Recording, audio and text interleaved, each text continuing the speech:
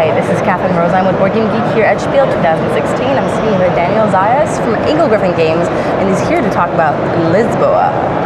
And this ginormous box is glorious. It is. It really is. And the art of this game is fantastic too. Beautiful colors and really intriguing art. Thank you. Yeah. Tell me about this. Yeah, this is Vital Lacerda's newest game. He's outdone himself this time, I think.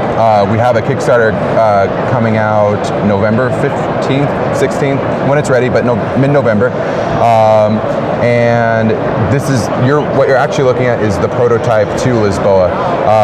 And I definitely wanted to cover the history of the game because this is sometimes you just have like a lot of Euros just very, very superficial sort of link to the city. This is as linked to the history of Lisboa as you could imagine.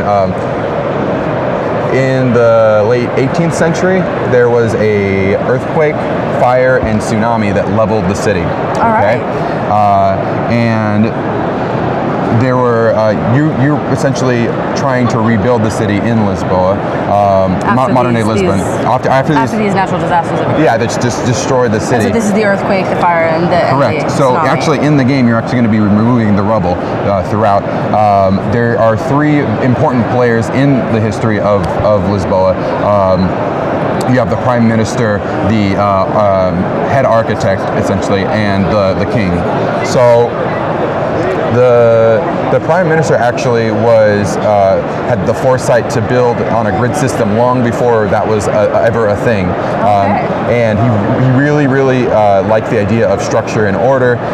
So he established the grid system that you see in Lisbon today, actually. And in doing so, he also created corridors of commerce where you have the goldsmiths and the clothiers and the selling of the bookstores as well as the tools.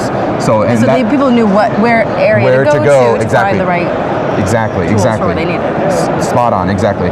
So this is not going to be a gameplay overview at all because it would take a long time to explain. I can imagine that with such a big board and so many components. There's actually I don't want to say it because there are only 4 actions, but the actions have sub-actions that we wouldn't ever get into. So this is really just the story of how Lisboa, modern day Lisbon came to be. There's a ton of interactivity with the players in this game, which isn't typically found in some Euros, but there's a lot of interactivity where you want to. This is just an example here. I'm just going to show of a ship. Throughout the gameplay, you're actually going to have ships that are going to be loaded with goods. Yeah, thanks. I don't know where the camera. You'll be loaded with goods, and you can, when you're giving goods to the ships, you're actually able to give goods to any ship, not just your own. All right. And you want to give goods to ships so you can get money. So you have to weigh the benefit of, am I going to get enough money to do what I need to do, but am I going to give them enough ships where they can get victory points, right? Enough resources so they can ship their goods.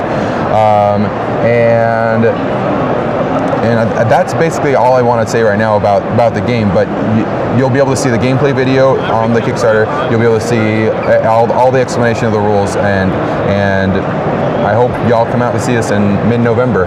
Fantastic. Right. Is this the final artwork for the game? It is 99% done. The mechanics are all done. The gameplay is finalized, and then I believe they're doing some very, very finishing touches on the actual game. It was by Ian O'Toole, by the way. I want to give a shout out to Ian O'Toole because this is, in my opinion, probably his best work, and it's very, very, very beautiful. It really is. I mean, fantastic colors and it's really, really pleasant to look at. Yeah. Thank you so much. Thanks. That is Lisboa from Eagle-Gryphon Games.